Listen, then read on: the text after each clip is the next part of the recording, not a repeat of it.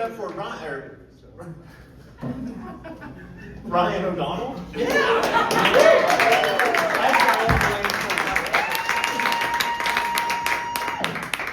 Thanks for giving it up for it's been a while since it's been given up for I did the math earlier, and I've raised my kids. I've parented for 88 cumulative years across 4 kids. Yeah, well, that's right. And it's not easy. And there's books out there. I was only given one book early on. It's a book called Fatherhood by Bill Cosby. I never read it, but I do bring it out and put it on the coffee table when we have friends over for drinks. And it's a great way to get them to leave my house. It really is. As a parent, we learn a lot on the go, right? So a couple things I learned the hard way, my kids would say I learned the hard way, is the head of a 9-month-old is gonna stop a ceiling fan real quick. Like, real quick. And he's okay now. But I've got another kid, and I learned that if a baby falls off of a queen-size bed onto a hardwood floor and they don't cry, that doesn't always mean they're okay. That doesn't always mean they're okay. But we go with what we know, right? We kind of parent as we were parented, and most of us inherited a bunch of lies. Like, we tell our kids Santa Claus is real. We tell them that democracy is stable, that cops are good guys. And we tell them that condoms feel just as good as not using condoms, right? But there is one lie that I think is awesome, and I'm never gonna stop. It's the tooth fairy, right? So I would much rather tell a 7-year-old that this sparkly little twink is sneaking into their bedroom with a coin purse for a business transaction than to tell them that their mom is hoarding their bloody mouth bones.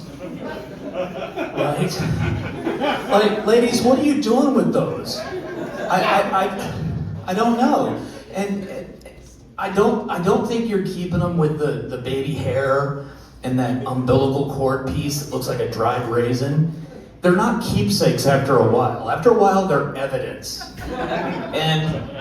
And I'm not sure what you're doing with them, because I've never seen like a keepsake show and tell to be like, oh, look at these are your teeth. Or I've never been to a wedding where mom makes a bracelet out of baby teeth for, some witchcraft reason or something. It just doesn't happen. So maybe we kind of explain that. I don't know. But I've learned over being married 25 years that I'm not going to touch those teeth, because I don't want my fingerprints on that Percocet jar that they're in, because eventually I don't know what's going to happen. I don't. My wife and I have learned to communicate pretty well, though. And one of the things that I like about that is I know what she means versus what she says. And if you look at me, you can imagine what she meant when she texted, "send nudes." She did not mean send nudes, but I knew exactly what she meant. So I got up out of the recliner and I went downstairs and I opened up this book and I took pictures of all these brown to beige paint chips because I knew she was picking out an accent color. Sent them right to her. And I don't know what I would do if she said, send a dick pic.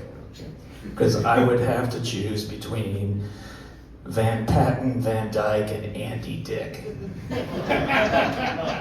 And I don't, or I could just, take a little snapshot of this little Irish hog. I didn't want you guys to laugh that much at that one. Well, maybe I shouldn't have said little. I don't know. Anyway, I will also tell you that, going back to the teeth, human teeth are the one thing on Etsy that are an exception to the human remains selling. So maybe go into your mom's closet and make a couple bucks. Thanks a lot, folks. My name's Ryan.